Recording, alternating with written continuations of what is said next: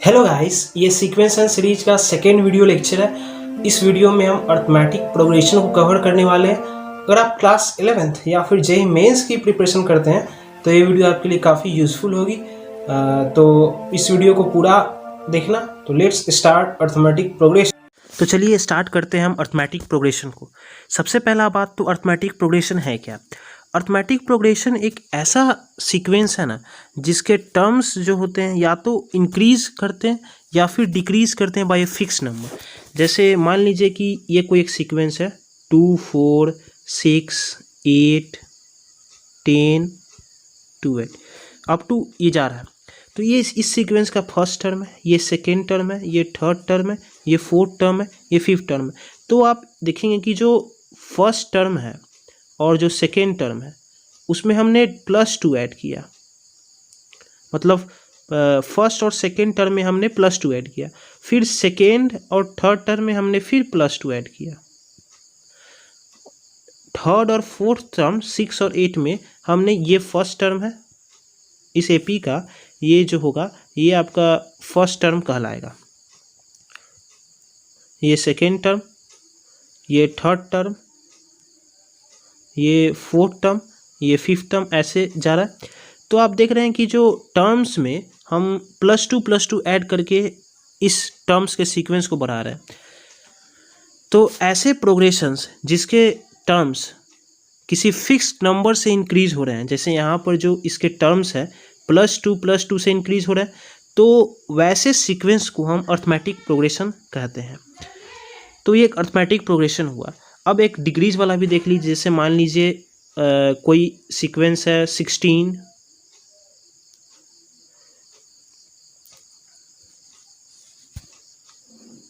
जैसे 16 13, ये एक दूसरा सीक्वेंस है, ये पहला सीक्वेंस था, ये दूसरा सीक्वेंस है 10, ये एक सीक्वेंस है। तो इस सीक्वेंस में देखिए इसका जो फर्स्ट टर्म और सेकेंड टर्म में कितना का अंतर है। तो फर्स्ट टर्म में से हम 3 घटा रहे हैं तो हमको सेकेंड टर्म आ रहा है, फिर सेकेंड टर्म में से हम 3 सब्ट्रैक्ट कर रहे हैं तो थर्ड टर्म आ रहा है। तो इस सीक्वेंस के जो टर्म है वो एक कांस्टेंट नंबर से डिक्रीज कर रहे हैं, और वो जो कांस्टेंट नंबर क्या है वो 3 है। हर एक टर्म जो है वो 3 से डिक्रीज कर रहा है। अब जो इसका फोर्थ टर्म होगा वो क्या होगा, फिर 3 डिक्रीज होगा। तो ये जो सीक्वेंस है ये एपी है। अब आपने जो देखा कि जो कांस्टेंट टर्म से इंक्रीज या फिर डिक्रीज जो सीक्वेंस करता है वो एक एपी होता है, और यही जो कांस्टेंट या फिक्स्ड नंबर है जिससे एपी इंक्रीज या डिक्रीज करते हैं उस एपी का कॉमन डिफरेंस कहलाता है। समझ रहे हैं। तो जैसे कि यहाँ पर कॉमन डिफरेंस क्या हुआ, ये जो एपी किस कांस्टेंट नंबर से इंक्रीज कर रहा है, तो ये जो एपी है ये 2 से इंक्रीज या फिर डिक्रीज कर रहा है, इंक्रीज कर रहा है। अगर हम इस अर्थमेटिक प्रोग्रेशन की बात करें जो हमारे पास दूसरा अर्थमेटिक प्रोग्रेशन है, तो इसके टर्म्स जो हैं किस नंबर से इंक्रीज कर रहा है, तो आप देखेंगे कि अगर इसमें हम -3 ऐड कर दें तो हमारे पास दूसरा टर्म आ रहा है। तो हम कह सकते हैं कि जो इस सीक्वेंस के जो टर्म्स हैं वो -3 से इंक्रीज कर रहा है, तो जो इसका जो कॉमन डिफरेंस आएगा वो क्या होगा, -3 होगा। 13 में -3 जोड़ोगे तो 10 आएगा। तो मेनली हम कॉमन डिफरेंस को डी साइन से ही डिनोट करते हैं, कॉमन डिफरेंस को डी से ही डिनोट करते हैं। अब चलिए हम अभी तक जो हमने सीखा है कि जो अर्थमेटिक प्रोग्रेशन है उसके टर्म्स एक फिक्स्ड नंबर से इंक्रीज करते हैं जिनको हम कॉमन डिफरेंस कहते हैं। मान लीजिए कि हमने एक अर्थमेटिक प्रोग्रेशन माना जिसका फर्स्ट टर्म ए है, सेकेंड टर्म जो है वो a + d है, इसका कॉमन डिफरेंस हमने d माना। तो चूंकि हमने कॉमन डिफरेंस d माना है तो इसके टर्म में हमको d ऐड करना पड़ेगा। तो फर्स्ट टर्म में हमने d ऐड किया तो हमें सेकेंड टर्म मिला, इसमें हम फिर d ऐड करेंगे तो हमें थर्ड टर्म मिलेगा। इसी प्रकार ये सीक्वेंस जो है आगे जाते जाएगा। तो ये हमारा T1 टर्म है मतलब फर्स्ट टर्म है, ये हमारा T2 टर्म है मतलब सेकेंड टर्म है, और ये हमारा T3 टर्म है।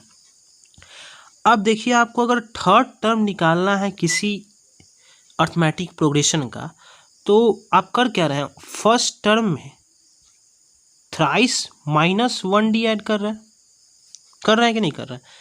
अगर आपको इसी तरह किसी अर्थमेटिक प्रोग्रेशन दे दिया गया, उसका फर्स्ट टर्म दे दिया गया, उसका कॉमन फर्स्ट टर्म मतलब ये दे दिया गया, उसका कॉमन डिफरेंस दे दिया गया, डी दे दिया गया, अब आप कहा जा रहा है कि उसका आप nth टर्म बताइए, मतलब जो nth नंबर पर जो टर्म आएगा उसका वैल्यू बताइए। तो आप क्या निकालेंगे, जिस प्रकार ये थर्ड टर्म के लिए हुआ उसी प्रकार nth टर्म के लिए होगा। nth टर्म के लिए क्या होगा, a plus n minus 1 into D.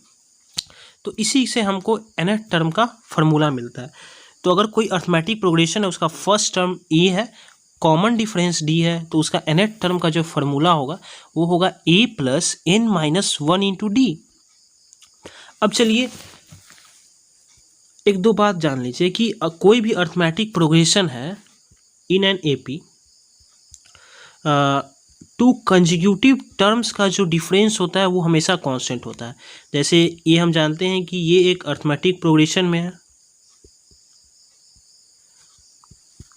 तो जो इसका जो कंजिक्यूटिव टर्म ये या फिर जो आगे आने वाला जो टर्म होगा इसके बीच का डिफरेंस डी है। तो जान लीजिए कि जो टू कंजिक्यूटिव टर्म्स हैं उनके बीच का जो डिफरेंस होता है वो हमेशा कांस्टेंट होता है, या फिर इसको ऐसे लिख सकते हैं tn minus 1 is equals to the common difference of an AP. ये समझ में आया। अगर मान लीजिए ये थर्ड टर्म है, n के जगह 3 है और n माइनस 1 क्या हो गया 2, तो t3 माइनस t2 क्या होगा, ये अगर t3 है और ये अगर t2 है तो क्या होगा, t3 माइनस टी2 क्या होगा, a plus 2d minus a plus D क्या होगा, ये कॉमन डिफरेंस के बराबर होता है। तो आप जान लीजिए किसी भी n के लिए अप्लीकेबल है अगर वो सीक्वेंस अगर अर्थमेटिक प्रोग्रेशन में है। अब चलिए अगर किसी भी सीक्वेंस को अगर अर्थमेटिक प्रोग्रेशन प्रूफ करना है तो आप क्या करेंगे, उसके दो कंजिक्यूटिव टर्म्स उठाएंगे उस सीक्वेंस के और देखेंगे कि उसका डिफरेंस कांस्टेंट आ रहा है कि नहीं है। कि हमारे पास क्वेश्चन दिया है कि जो ये सीक्वेंस है इसको हमको प्रूफ करना है कि अर्थमेटिक प्रोग्रेशन में है। तो हम जानते हैं कि किसी भी सीक्वेंस को अगर अर्थमेटिक प्रोग्रेशन में प्रूफ करना है तो उसके जो कंजिक्यूटिव टर्म्स हैं ये या फिर ये, इसका जो डिफरेंस होना चाहिए वो कांस्टेंट होना चाहिए। तो चलिए चेक करते हैं। तो हमारे पास जो पहला कंजिक्यूटिव टर्म है वो है log AB minus log A। अब जानते होंगे कि log M minus log N ये जो होता है वो होता है log M बाई N, या फिर log M plus log N या होता है log Mn। ये लॉगरिथम का फॉर्मूला है।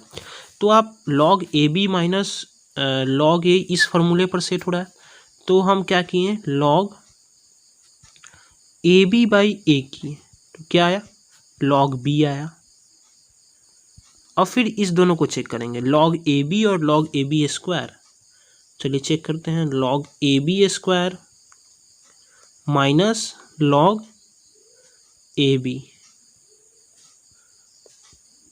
तो हो गया log AB square by AB, ये भी log B ही आया हमको।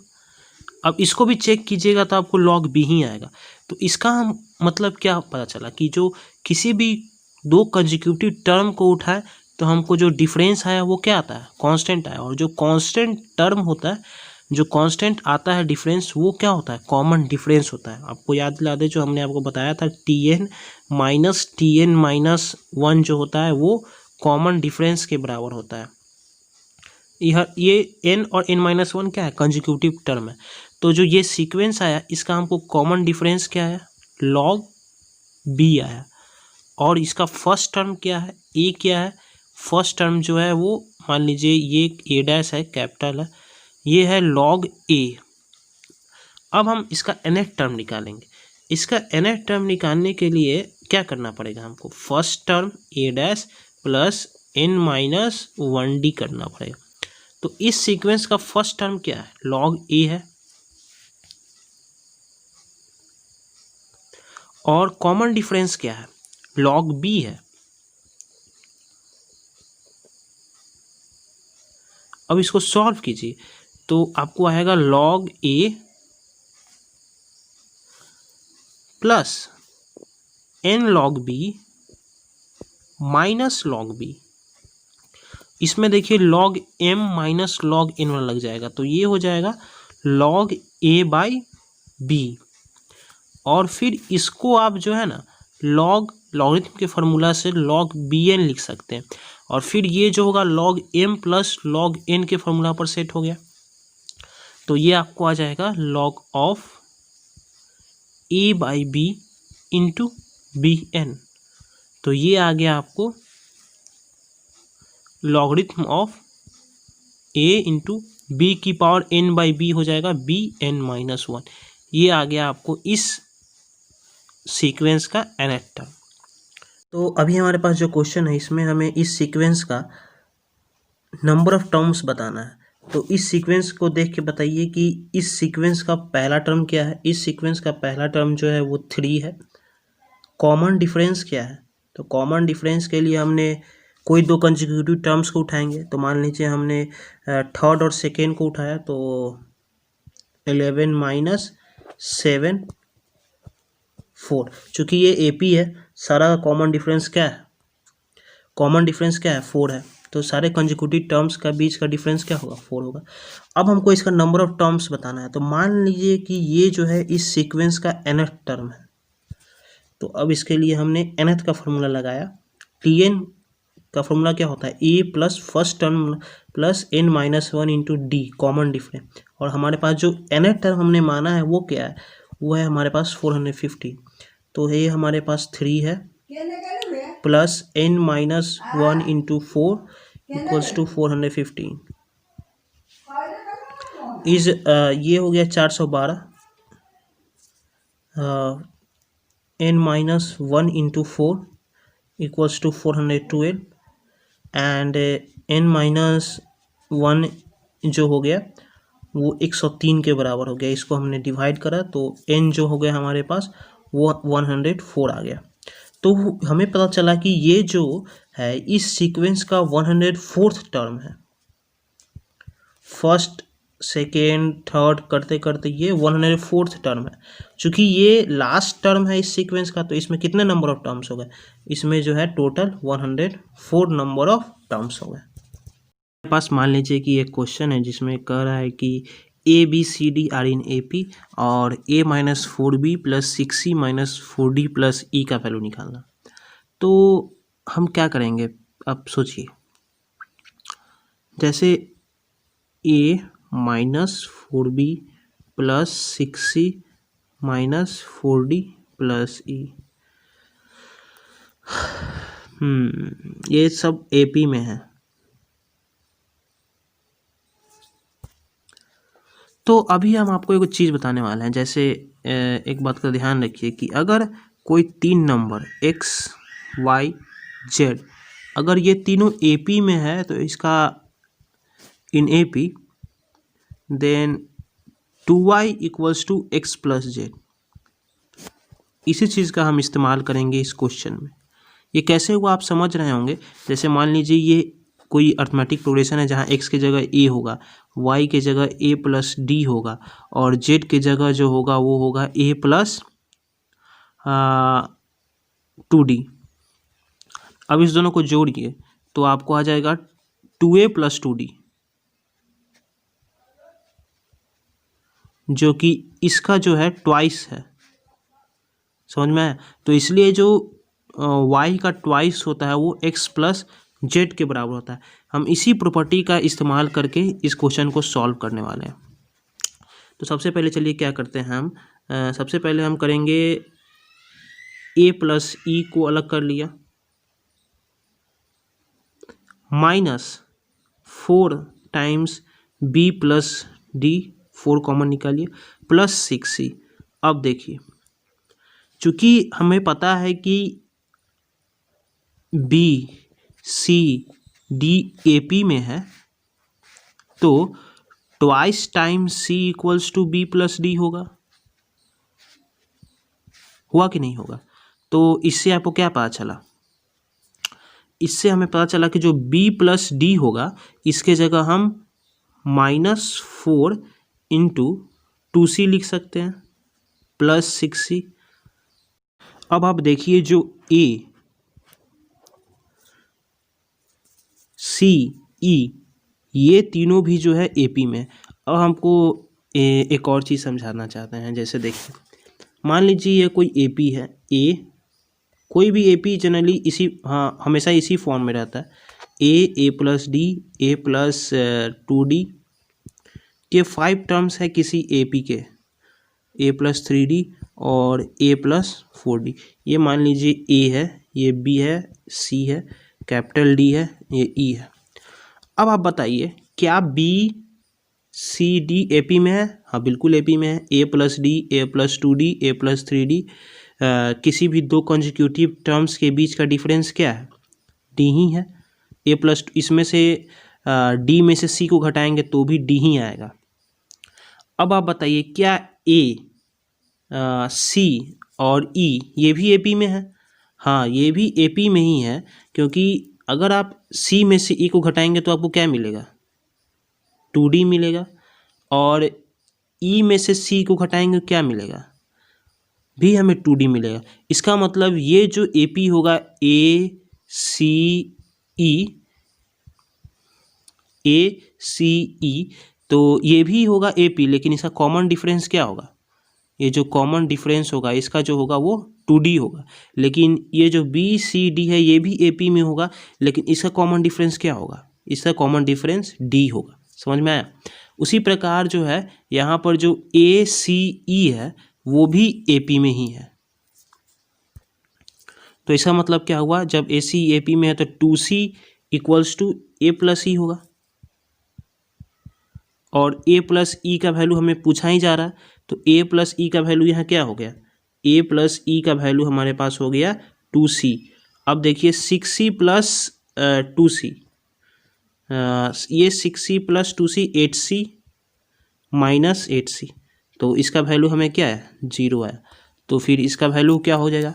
इसका वैल्यू 0 हो गया। तो समझ में आया आपको कि इसमें यही बात ध्यान रखना था कि ये ACE जो है ये भी AP में है, लेकिन इसका कॉमन क्वेश्चन है जिसमें हमारे पास दो अर्थमेटिक प्रोग्रेशन दिया हुआ है।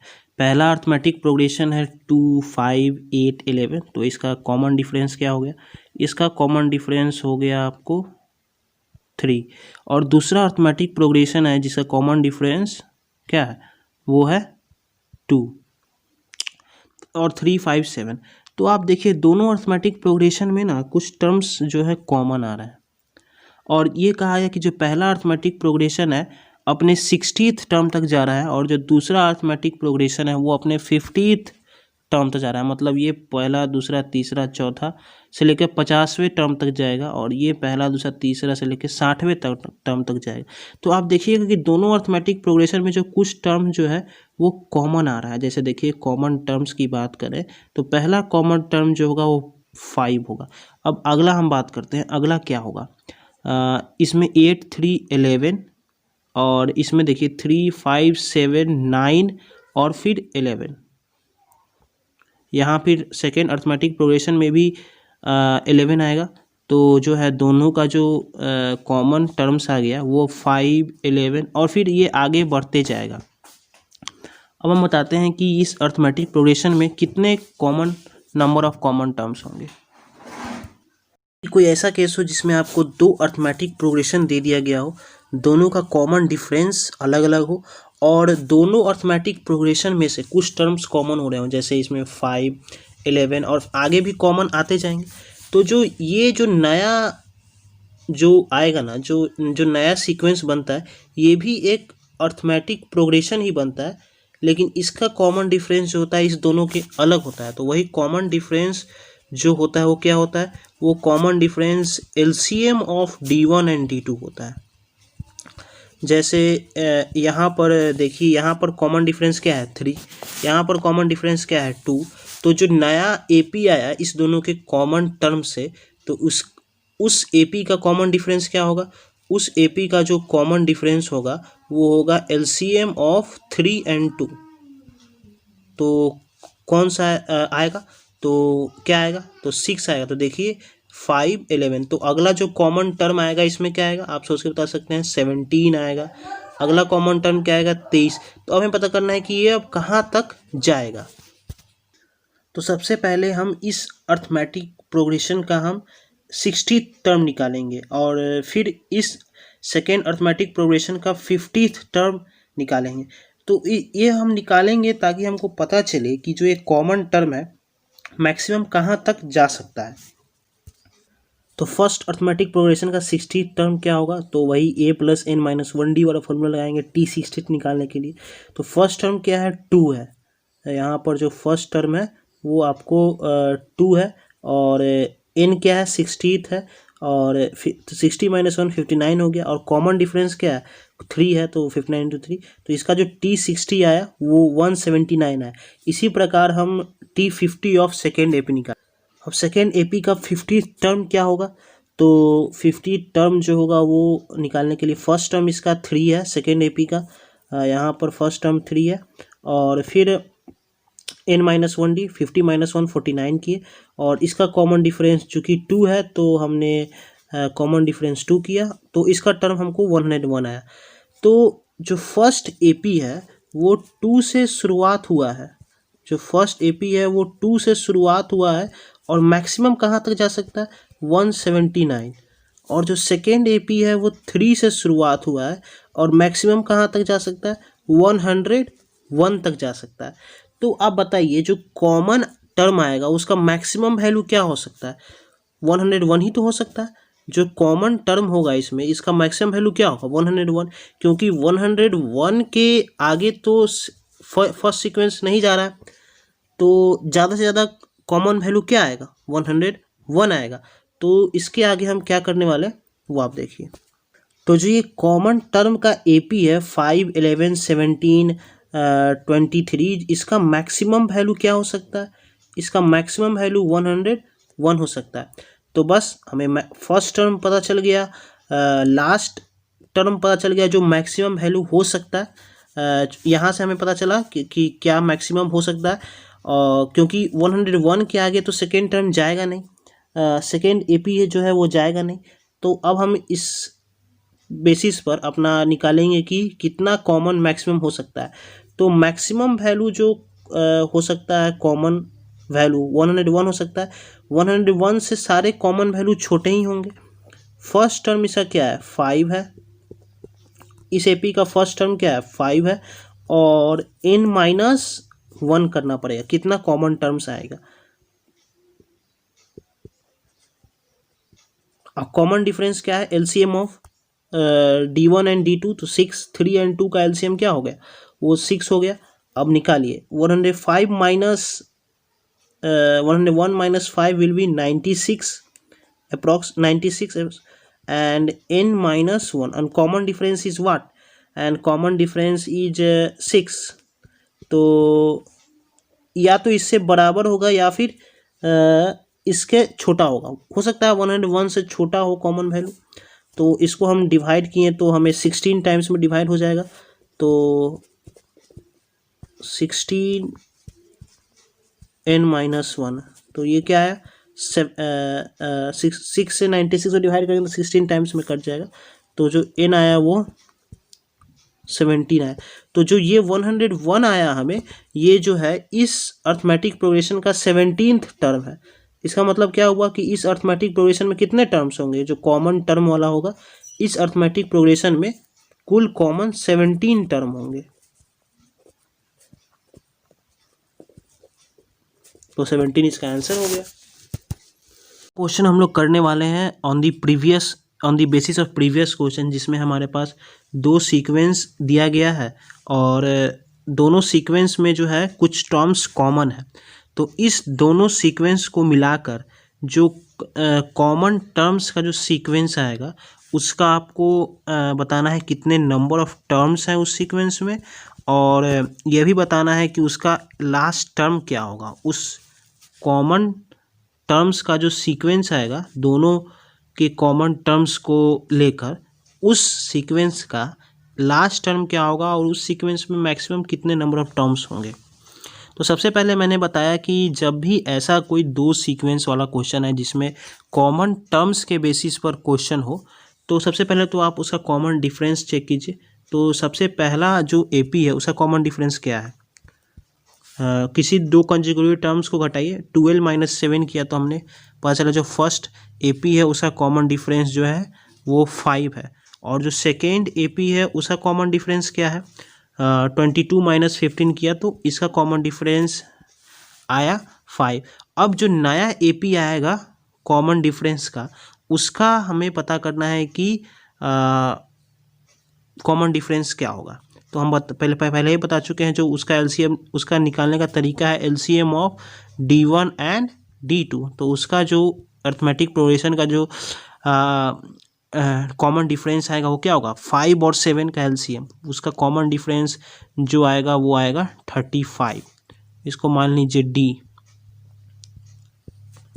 35 आ गया उस अर्थमेटिक प्रोग्रेशन का कॉमन डिफरेंस। अब हमें पता करना है कि जो ये इस कॉमन टर्म्स में पहला कॉमन टर्म क्या आएगा। तो ये देखिए 2 है, 7 है, 12 है, 17 है, 5 का ऐड होते जा रहा है, तो इसमें जो नेक्स्ट टर्म होगा वो क्या होगा? 22। इसका मतलब जो कॉमन टर्म्स का जो सीक्वेंस बन रहा है उसमें जो पहला टर्म होगा वो क्या होगा? जो पहला टर्म होगा वो आपको होगा 22, और इसका कॉमन डिफरेंस भी हमें पता चल गया 35 है इसका कॉमन डिफरेंस। फर्स्ट टर्म हमें पता चल गया, कॉमन डिफरेंस पता चल गया। अब हमको पता करना है कि ये सीक्वेंस कहाँ तक जाएगा, समझ रहे हैं? तो सबसे पहले हम इस सीक्वेंस का T500 टर्म निकाल लिए जो कि 2497 आया। फिर अगले सीक्वेंस का T300 टर्म निकालेंगे जो सीक्वेंस 2 है, और दूसरे सीक्वेंस का हमने लास्ट टर्म निकाला तो हमें 2094 आया। तो जो पहला सीक्वेंस है वो 2 से शुरुआत हुआ है और मैक्सिमम कहाँ तक गया हुआ है? 2497 तक गया हुआ। और जो दूसरा सीक्वेंस है वो स्टार्ट हुआ है आपको 1 से और मैक्सिमम कहाँ तक गया हुआ है? 2094 तक।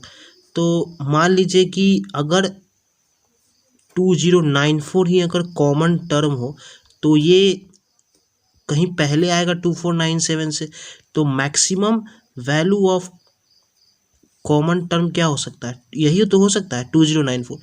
आसान भाषा में समझिए कि अगर कोई सीक्वेंस है जो 2 4 6 8 तक ही जा रहा है, और कोई सीक्वेंस है जो 2 से लेके 16 तक जा रहा है, तो इसमें maximum value of common term क्या हो सकता है? भाई 8 ही तो हो सकता है। अगर 8 दोनों में आ रहा है तो ये तो इसके आगे जाएगा नहीं, तो 8 ही ना maximum value of common term होगा। उसी तरह इस सब में भी हो रहा है।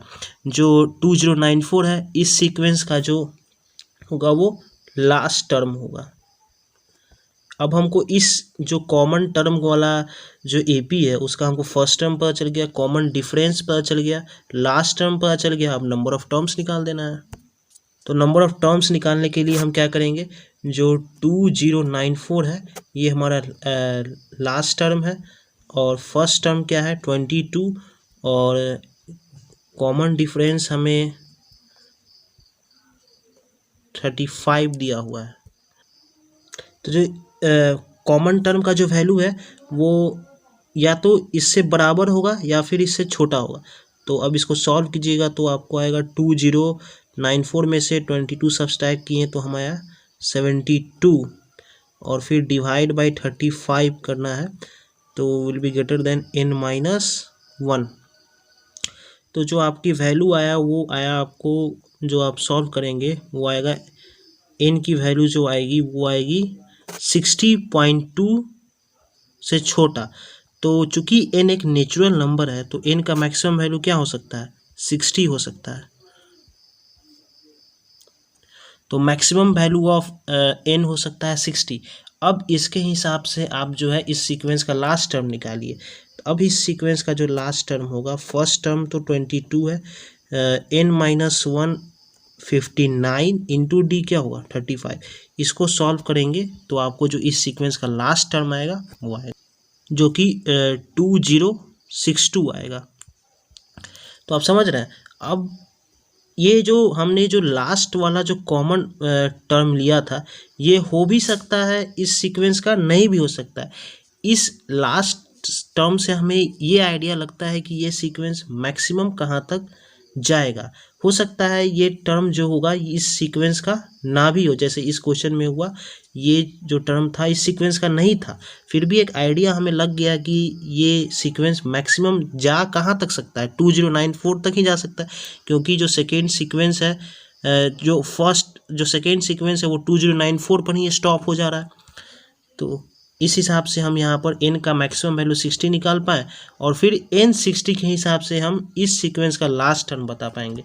तो जो इस सीक्वेंस का लास्ट टर्म होगा वो क्या होगा, 2062 होगा। चलिए अब हम अर्थमेटिक प्रोग्रेशंस के कुछ प्रॉपर्टीज़ को पढ़ेंगे। जैसे कि पहला प्रॉपर्टी है इस अर्थमेटिक प्रोग्रेशन का कि अगर कोई AP है, मान लीजिए ये हमारे पास एक अर्थमेटिक प्रोग्रेशन है x y z is in AP। अगर इसमें हम कोई फिक्स्ड नंबर ऐड कर दे, जैसे हमने कोई a नंबर ऐड कर दिया, तो ये जो रिजल्टेंट AP आएगा ये भी एक अर्थमेटिक प्रोग्रेशन ही होगा, समझ रहे हैं। या फिर हमने कोई फिक्स्ड नंबर सब्ट्रैक्ट कर दिया तो भी जो हमारा जो AP आएगा, जो सीक्वेंस आएगा वो अर्थमेटिक प्रोग्रेशन ही होगा।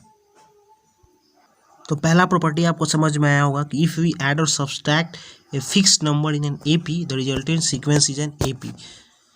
तो चलिए अब सेकेंड प्रॉपर्टी पढ़ते हैं।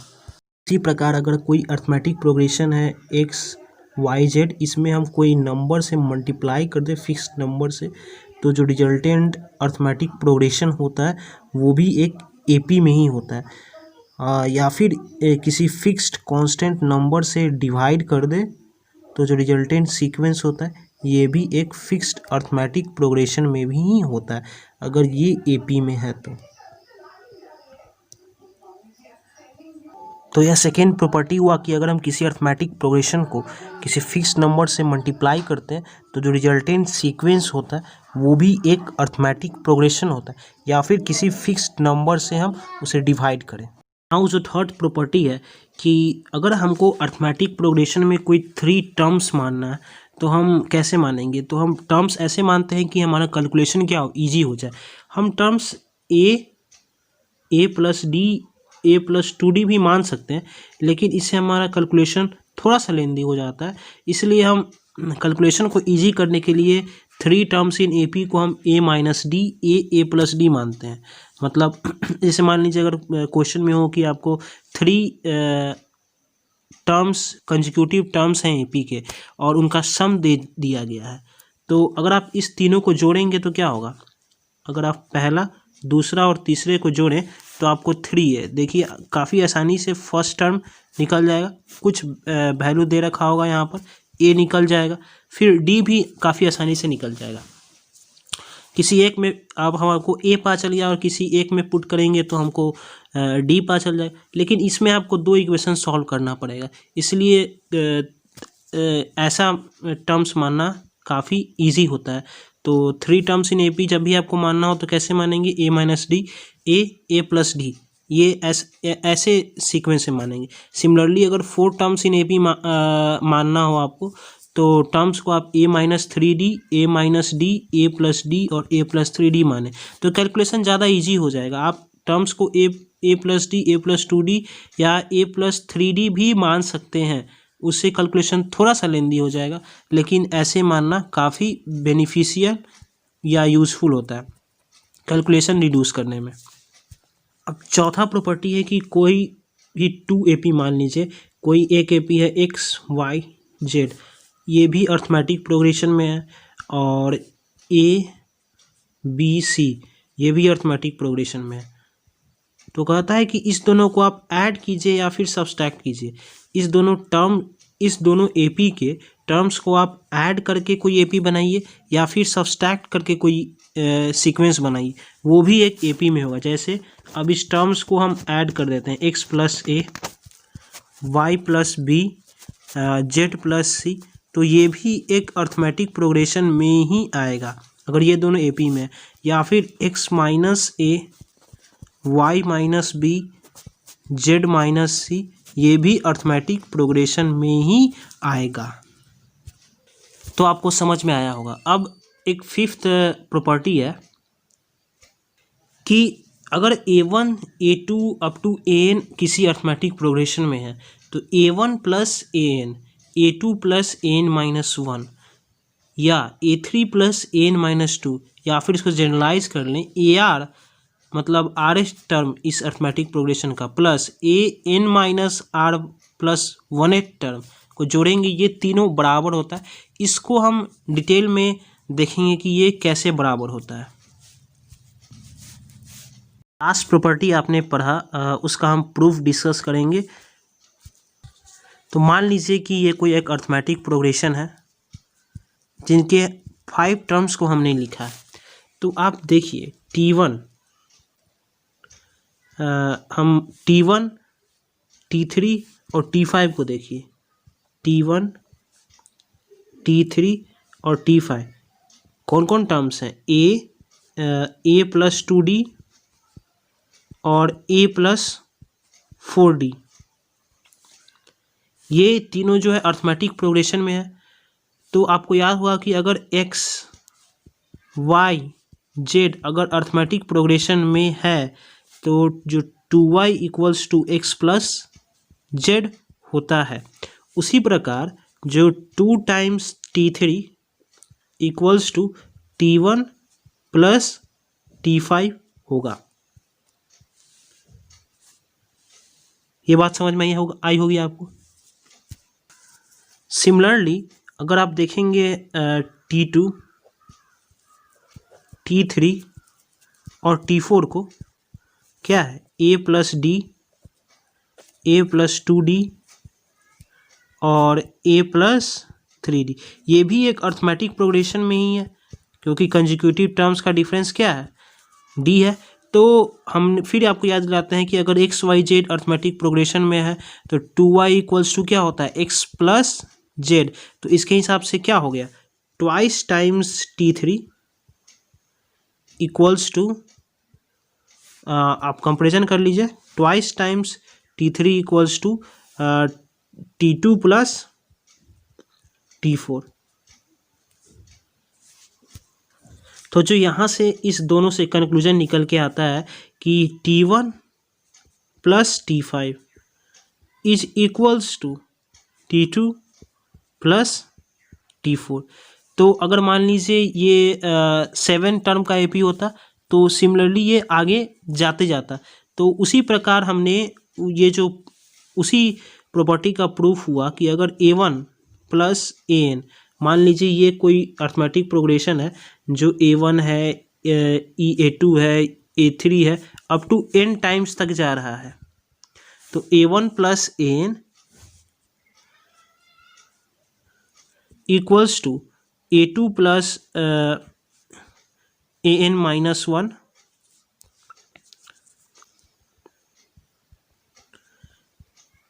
ऐसे आगे जाते जाएगा। तो होप ये आपको समझ में आया होगा। जैसे कि हमारे पास क्वेश्चन है कि ABC AP में है तो हमें प्रूफ करना है कि A square B plus C, B square A plus C, C square A plus B, या सेकेंड क्वेश्चन है कि 1/√B प्लस 1/√C, आगे फिर थर्ड भी है। ये तीनों जो है ये भी जो है अर्थमेटिक प्रोग्रेशंस में ही है, आर इन AP कि ये तीनों भी जो है क्या है? अर्थमेटिक प्रोग्रेशन में। 1 बाय 1 प्रूफ करेंगे। सबसे पहला प्रूफ करेंगे कि A square B plus C, B square A plus C और C square A plus B AP में है या नहीं। चलिए स्टार्ट करते हैं। तो हमें इसको जो AP में प्रूफ करना है, तो AP में प्रूफ करने के लिए चलिए हम मान लेते हैं कि AP में है। हमें प्रूफ करना है AP में है, लेकिन हम मान लिए कि AP में है और मानने के बाद अगर हम प्रूफ कर दिए कि ABC AP में है तो भी सेटिस्फाई हो जाएगा कंडीशन। तो इसके लिए हम करेंगे क्या करेंगे कि AP में है तो कंजिक्यूटिव टर्म्स का डिफरेंस जो होगा वो कांस्टेंट होगा। तो B square C plus A minus A square B plus C equals to C square A plus B minus B square C plus A. अब बस कोई कॉमन टर्म निकालना है। अब इसमें क्या कीजिए कि आप यहाँ से सी कॉमन निकालिए, यहाँ से सी और सी ए स्क्वायर, यहाँ से सी बी स्क्वायर माइनस सी ए स्क्वायर, तो कॉमन में हमको C B square minus A square आ गया, प्लस अब यहाँ बचा ए बी स्क्वायर और माइनस ए स्क्वायर बी, तो हमने क्या किया ना कि ए बी कॉमन ले लिया तो बी माइनस ए आ गया। सिमिलरली उसी प्रकार यहाँ से हम क्या करेंगे, यहाँ ए सी स्क्वायर है और यहाँ है ए बी स्क्वायर, तो हम A into C square minus B square कर लिए, प्लस यहाँ बचा हमारे पास B C square minus B square C, तो B C into C minus B कर लिए।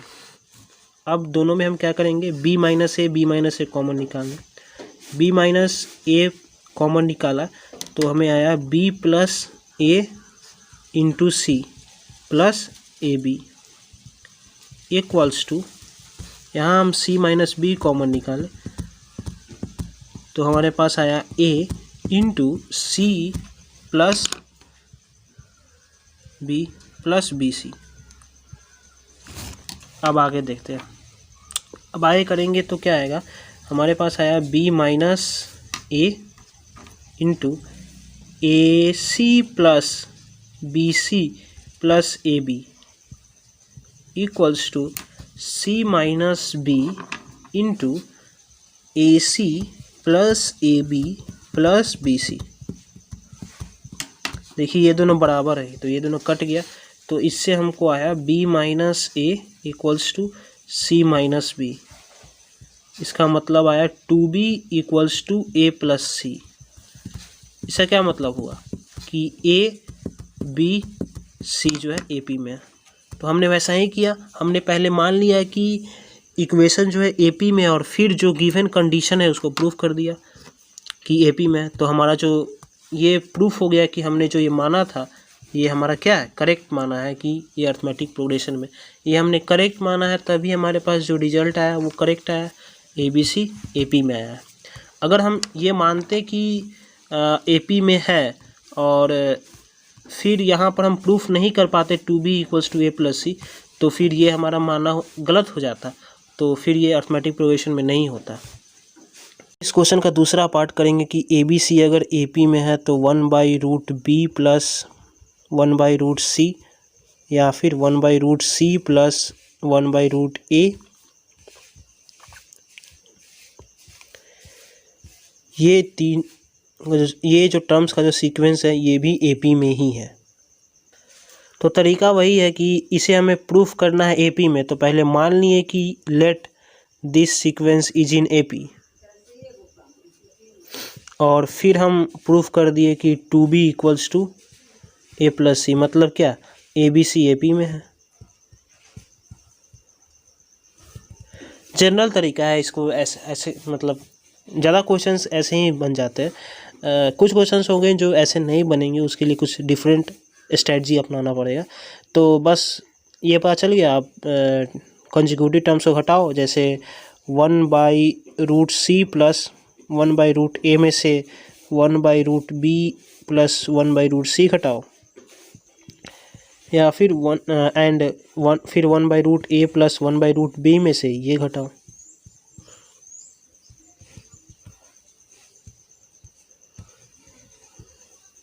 अगर एपी में होगा तो कंसेक्यूटिव टर्म्स का डिफरेंस क्या होगा, सेम होगा। तो अब चलिए इसको सॉल्व करते हैं।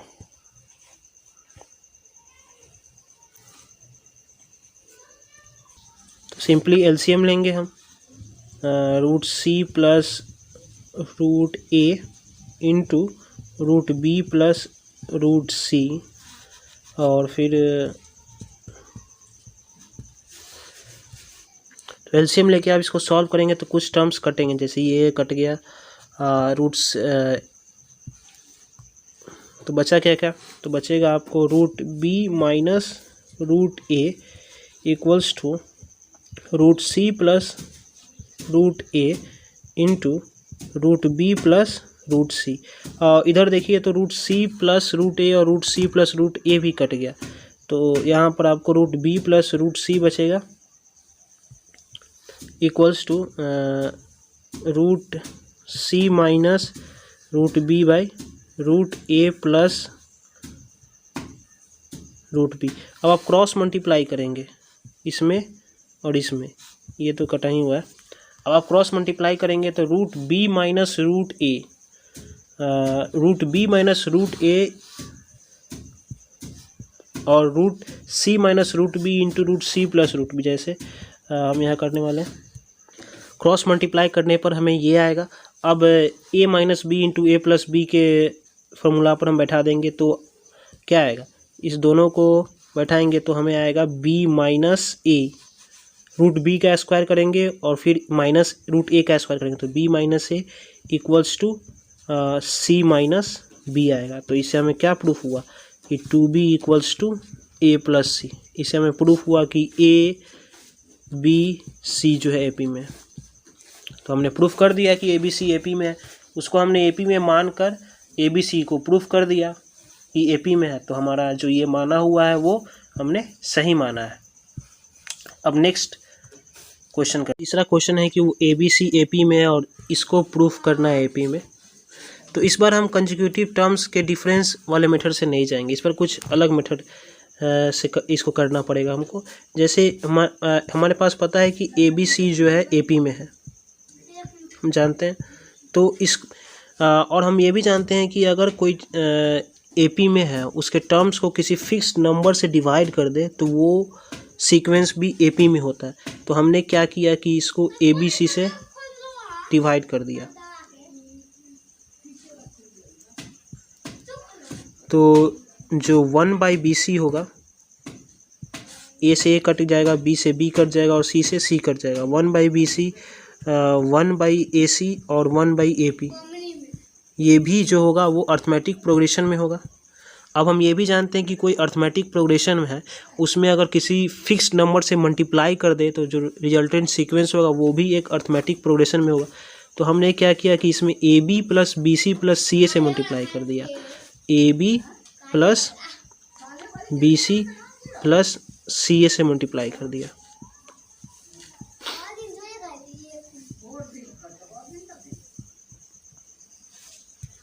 तो हमारे पास क्या आएगा, तो हमारे पास आएगा A B plus C A by B C plus 1।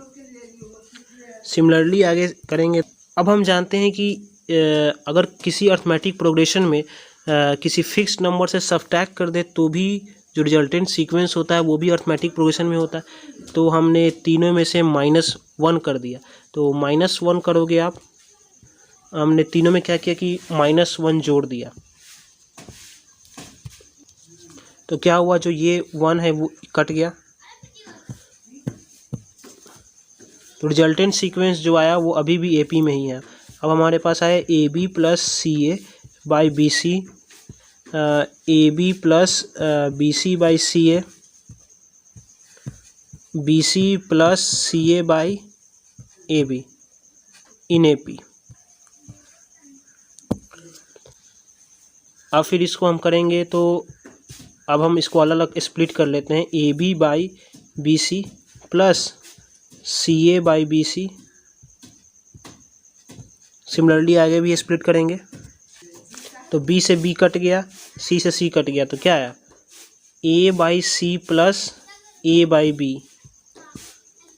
इसमें ए से ए कट गया तो बी बाई सी प्लस, इसमें सी से सी कट गया तो बी बाई ए, और इसमें बी से बी कट गया तो, और इसमें ए से ए कट गया तो इसमें आएगा आपको सी बाई ए और इसमें आएगा सी बाई बी।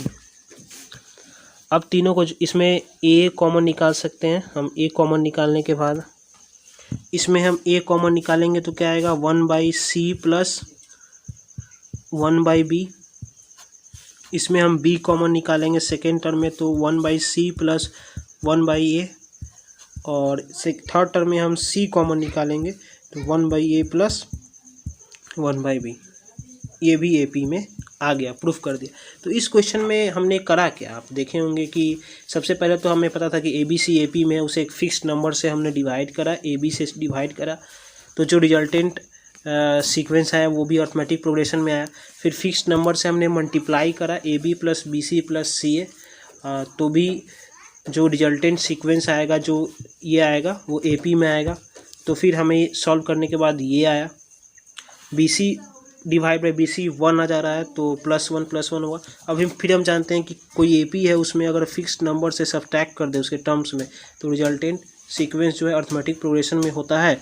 तो फिर हमने -1 दोनों में जोड़ा, तो सब कट गया। अब फिर जो है इसको स्प्लिट करेंगे, स्प्लिट करने के बाद सब टर्म्स को कटा के फिर कॉमन निकाला, तो ये हमें प्रूफ हो गया।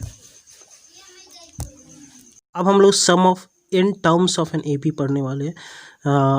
जो हमारे पास कोई अर्थमेटिक प्रोग्रेशन है, उसके सारे टर्म्स का समेशन क्या होगा। मान लीजिए कि कोई AP है जो कि A1 A2 up to AN तक जा रहा है, ये कोई अर्थमेटिक प्रोग्रेशन है। तो इसके सारे टर्म्स ऑफ एन AP का समेशन हमने माना S, जो कि हमने S माना है A1 plus A2 plus A3, जो कि अप टू AN तक जाएगा।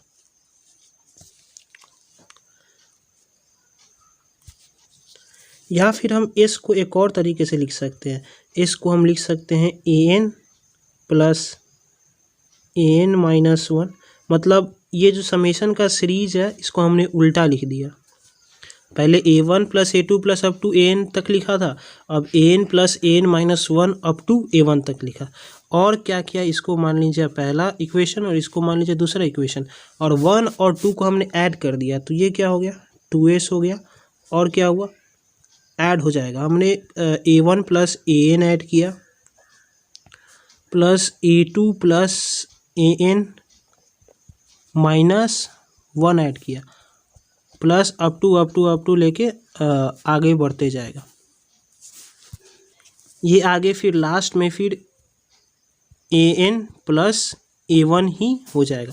और आप जानते हैं अर्थमेटिक प्रोग्रेशन की प्रॉपर्टी से कि A1 plus AN equals to A2 plus AN minus 1, सारे के सारे बराबर होते हैं। इसका मतलब कि ये सारे टर्म्स जो हैं वो सारे बराबर हैं। अब कितने टर्म्स हैं, यहाँ देखिए 1 से शुरुआत हुआ और n तक जा रहा है, इसका मतलब कितने टर्म्स होंगे, n टर्म्स होंगे, और सारे के सारे A1 प्लस AN के बराबर हैं। तो A1 प्लस AN, ये भी जो है A1 प्लस AN हो जाएगा, आगे वाला भी A1 प्लस AN हो जाएगा, सब A1 प्लस AN ही हो जाएंगे, क्योंकि सारे को हमने क्या मान लिया, क्योंकि सब जो है A1 प्लस AN के बराबर है। आगे जो होगा वो भी A1 प्लस AN के बराबर होगा। अब A1 प्लस AN कितने टाइम्स होगा, तो देखिए यहाँ पर A1 से शुरुआत हुआ था और AN पर पहुँच गया, इसका मतलब कितने टर्म्स होंगे, 1 2 से लेके n तक पहुँच गया, इसका मतलब n टर्म्स होंगे, n, इसलिए n times A1 plus AN होगा। तो S क्या आया, S जो हुआ वो क्या हुआ, n/2 into first term plus nth term. अगर हमको n टर्म्स ऑफ AP का समेशन चाहिए तो क्या होगा, फर्स्ट टर्म प्लस, तो अगर कोई AP है जिसका फर्स्ट टर्म A1 है और लास्ट टर्म जो है AN है, मतलब n टर्म्स है AP में, तो उसका समेशन जो होता है वो n/2 plus A1 plus AN होता है।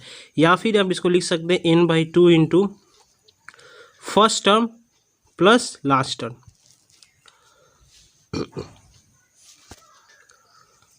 तो हम जानते हैं अब AN टर्म क्या होगा, टर्म होगा वो होगा first term plus n minus 1 into D।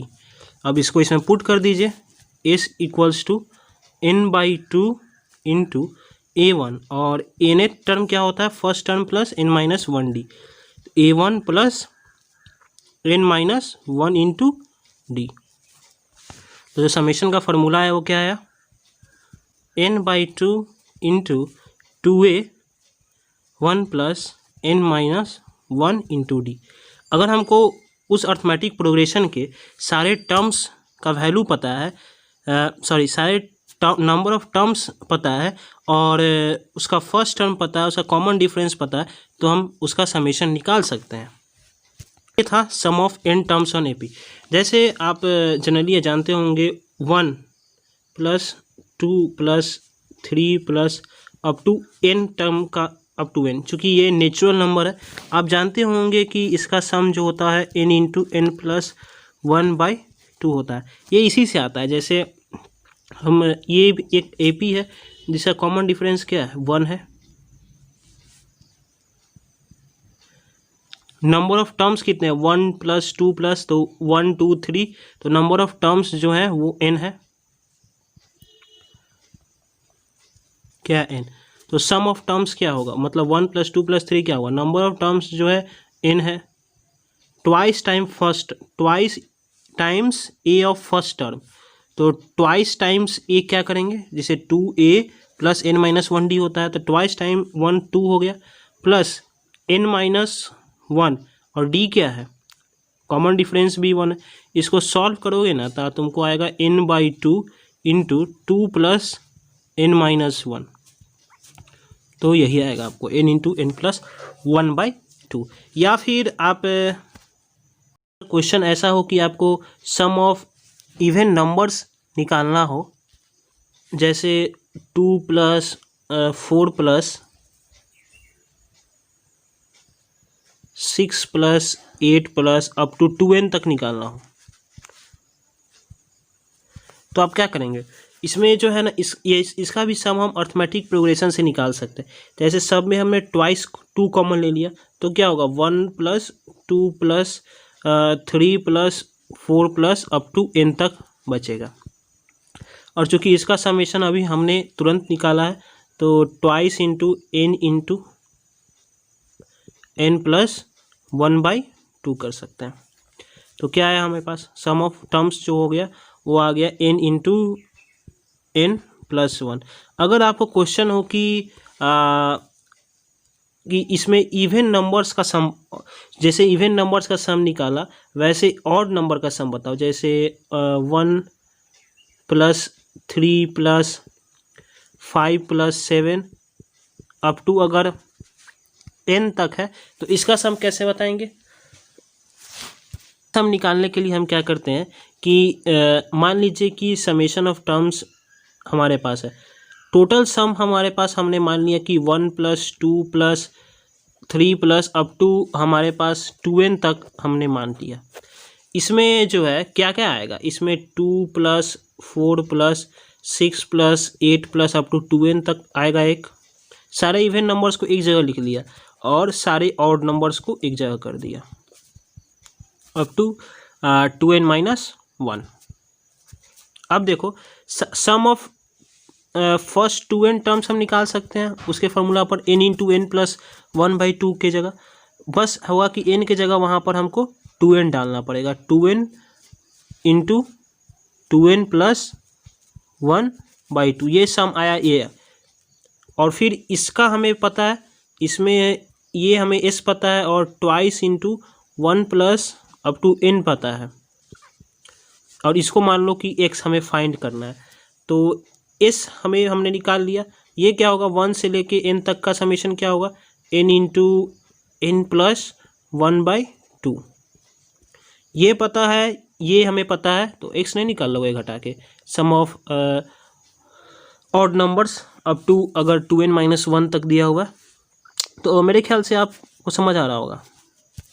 अब आते हैं इस पर जो क्वेश्चंस बनते हैं, तो आपको कभी कभी क्वेश्चंस में इसमें कुछ खास नहीं होता, जैसे कभी क्वेश्चंस में हुआ कि आपको कोई सीक्वेंस दे देगा, कहेगा कि इसका सम कोई सीक्वेंस इसका सम निकालो, या फिर सम दे देगा, बोलेगा कि इस सीक्वेंस में कितने नंबर ऑफ टर्म्स है, तो वो सब क्वेश्चंस करने से कुछ खास फ़ायदा नहीं है। तो हम कुछ डिफरेंट टाइप्स ऑफ क्वेश्चन करेंगे। जैसे कि एक पॉइंट आप लोग को बताते हैं कि अगर मान लीजिए कि sum of n terms of an AP जो है हमें SN से डिनोट करा है, और वो है AN² प्लस BN। तो जो ये आप रिजल्ट एज ए रिजल्ट भी याद कर सकते हैं कि अगर किसी अर्थमेटिक प्रोग्रेशन का सम अगर किसी n में क्वाड्रेटिक के फॉर्म में है, मतलब an स्क्वायर प्लस bn के फॉर्म में है, तो इसका जो कॉमन डिफरेंस जो a होता है वो d/2 होता है। d जनरली कॉमन डिफरेंस होता है किसी AP का, और जो b होता है वो होता है a माइनस d/2। जी, अब इसको प्रूव भी कर सकते हैं। जैसे हम आपको बताते हैं एक और चीज़, हमारे पास है sum of n terms on of an AP है an स्क्वायर प्लस bn, और इसकी मदद से हमें आगे निकालना है कॉमन डिफरेंस और आगे जो होगा वो। तो हमने मान लिया इसके जगह n के जगह हमने क्या किया, n-1 पुट कर दिया, तो क्या आया a इंटू n-1 का whole square plus b n-1। अब हम क्या करेंगे कि tn टर्म निकालने के लिए Sn में से Sn-1 को घटा देंगे, और ये जो आया उसको हम यहाँ पर इसको आप कैपिटल A कर लीजिए और इसको कैपिटल B, और जो tn टर्म आएगा उसको हम a प्लस n-1d से कंपेयर करेंगे, तब जाके जो है हमारा सॉल्व हो जाएगा। तो चलिए Sn-1 करते हैं। तो Sn-1 करेंगे तो Sn क्या है, an स्क्वायर प्लस bn है माइनस कैपिटल A, यहाँ कैपिटल A कर लीजिए इसको, माइनस a n-1 का होल स्क्वायर क्या होगा, n square plus 1 minus 2n minus bn plus b, an square plus bn minus an square minus a plus 2n minus bn plus b। घटाइए तो an square से n square cut गया, अब bn से bn cut गया, क्या बचा हमारे पास, हमारे पास जो बचता है वो बचता है आपको b माइनस a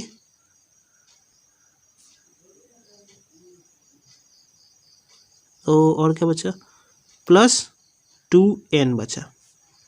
इसको हमको कंपैरिजन करना है a प्लस, चूँकि ये हमारा tn टर्म है, इसको हम कंपेयर करेंगे a प्लस n-1d से, तो हमें a और d का वैल्यू मिल जाएगा। तो a plus nd minus d। अब देखिए nd equals to 2n, sorry यहाँ माइनस 2an था, 2an कैलकुलेशन एरर हो गया। तो n वाले को n वाले के साथ कंपेयर करेंगे, और जो कांस्टेंट टर्म है उसको कांस्टेंट, जैसे b minus a equals to क्या है, वो आया हमको a माइनस d,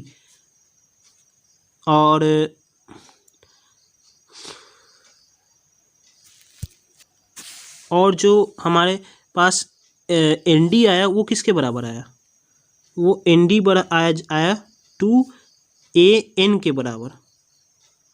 तो यहाँ से हमें जो d आया, जो एज आया वो d/2 आया, और b minus a equals to a minus d, और यहाँ से आप सॉल्व करेंगे तो a क्या है हमारे पास, d/2 है, और a माइनस d, और यहाँ से अगर हम b निकालते हैं, इसको आगे सॉल्व करेंगे तो a minus d plus d/2, तो b इक्वल्स टू क्या है हमारे पास, a माइनस d/2। तो ये प्रूफ भी हो गया। तो अगर किसी AP के n टर्म्स का सम an स्क्वायर प्लस bn है, तो जो उसका a होगा वो d/2 होगा, और जो b होगा वो a माइनस d/2 होगा। और साथ ही साथ आपको पता चला कि अगर किसी भी अर्थमेटिक प्रोग्रेशन का nth टर्म निकालना है तो sum of n terms minus Sn-1 करके भी हम निकाल सकते हैं। समझ में आया होगा ये वाला। जैसे 1 + 2 प्लस अप टू n तक हमें निकाल लेना है सम, और 1 + 2 प्लस n + 1। तो अगर हम इसमें से इसको घटा दें, 2 ये मान लीजिए 2 है, 2 में से 1 को घटा देते हैं तो हमें ये वाला मिलेगा कि नहीं मिलेगा, n+1 वाला मिलेगा कि नहीं मिलेगा। वही बात है, यहाँ n के जगह n+1 है और n-1 + 1। जैसे आप इसको ये भी लिख सकते हैं Tn+1 टर्म, इसके हिसाब से क्या लिखेंगे, Sn+1 माइनस Sn+1 -1। अब n की जगह हम कुछ भी लिख सकते हैं, n+2 n+3 यहाँ पर। बस याद रखना कि कंजिक्यूटिव होना चाहिए, मतलब यहाँ अगर n+2 होगा तो यहाँ क्या होगा, Sn+2 माइनस Sn+1, तभी जाके आपको Tn+2 मिलेगा। जो यहाँ होगा n का वैल्यू वो यहाँ होगा, जैसे यहाँ n+1 था तो यहाँ Tn+1 आपको मिलेगा, और जो यहाँ होगा वो इससे जस्ट एक कम होगा, मतलब यहाँ Sn होगा। जैसे एक और एग्जांपल से बताते हैं, जैसे यहाँ पर अगर Tn+3 है तो ये Sn+3 माइनस Sn+2 होगा। अर्थमेटिक मीन्स के बारे में पढ़ेंगे। अर्थमेटिक मीन क्या होता है, AM भी इसको कहते हैं। जैसे मान लीजिए कि ABC AP में है, तो B को हम कह सकते हैं A और C का अर्थमेटिक मीन है, या फिर B = A + C/2 तो होता ही है। अगर कोई ABC AP में है तो 2B = क्या होता है, A + C, तो वहाँ से हमें B = A + C/2 आता है। तो हम ये कह सकते हैं कि जो B जो है वो A और C का अर्थमेटिक मीन है। जैसे मान लीजिए कि ये A है और ये है ये A है, ये A1 है, A2 है, अप टू B तक है, ये An है। तो ऐसा हम कहते हैं कि जो A1 A2 An, तो हमने A एंड B के बीच में n अर्थमेटिक मीन्स इंसर्ट किया है।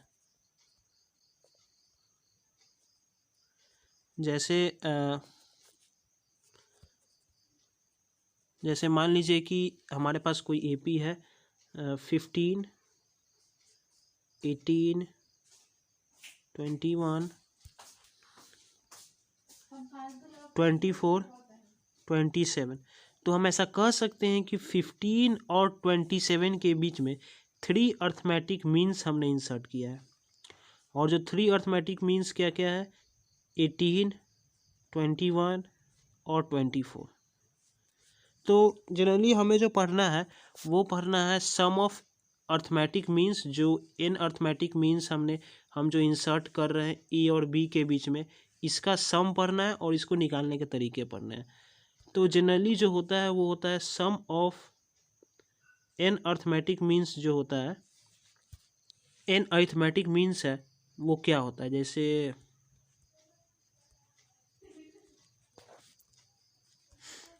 ऐसे हमने पहले ही बता चुका है कि A1 A2 up to An तक ये जो है n अर्थमेटिक मीन्स है। इसके सम के बारे में हम लोग बात कर रहे हैं। ये जो n अर्थमेटिक मीन्स है, ये जो इस सब का जो सम होता है A + A1 + A2 + up to An, ये A नहीं है, सॉरी A नहीं है, बस हम n अर्थमेटिक मीन्स के सम की बात कर रहे हैं।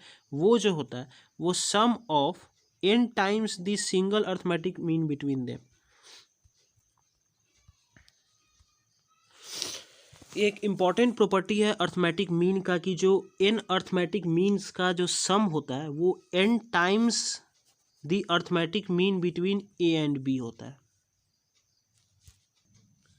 n times into arithmetic mean of A and B, मतलब जिसके बीच इंसर्ट किया गया है। एक और है कि अगर हमने n अर्थमेटिक मीन्स इंसर्ट किया है किसी a और b के बीच में, तो ये सारा तो AP में ही होता है। तो जो इसका कॉमन डिफरेंस इस AP का आप निकाल सकते हैं b minus a by n+1, अगर ये n अर्थमेटिक मीन्स आपने इंसर्ट किया है तो ये जो AP है उसका कॉमन डिफरेंस आप निकाल सकते हैं b minus a by n+1 से। तो अर्थमेटिक मीन्स में मेनली इतना ही पढ़ना है। Sum of n terms, n arithmetic means between a and b, और उसके कॉमन डिफरेंस हम कैसे निकालते हैं, ये आप प्रूव भी कर सकते हैं, आप खुद से ट्राई कीजिएगा इसको। अब एक दो क्वेश्चन करेंगे अर्थमेटिक मीन पर। क्वेश्चन में हमें 3 अर्थमेटिक मीन्स इंसर्ट करना है 3 और 19 के बीच में। तो मान लेते हैं हमने जो 3 अर्थमेटिक मीन्स इंसर्ट करना है वो A1, A2, A3 है और फिर 319 है। तो ये जो होगा वो एक AP होगा। तो हमने बताया कि इसका कॉमन डिफरेंस निकालने का फार्मूला क्या होता है। तो कॉमन डिफरेंस निकालने का फार्मूला होता है D = B minus A by n+1। तो B क्या है, यहाँ 19 है और A क्या है 3 है, और कितने अर्थमेटिक मीन्स हमने इंसर्ट किए हैं, n के जगह क्या होगा 3 + 1। तो D कितना हो गया 19 माइनस 3 16/4, जो D आया हमारे पास वो आया 4।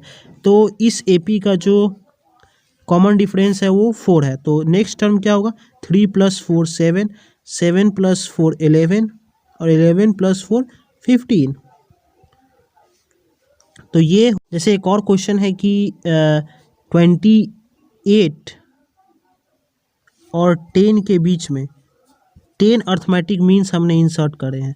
तो कैसे इंसर्ट करेंगे, तो मान लीजिए ये 10 arithmetic means A1 A2 up to 10 तक होंगे, जो हमें इंसर्ट करने हैं 28 से 10 तक।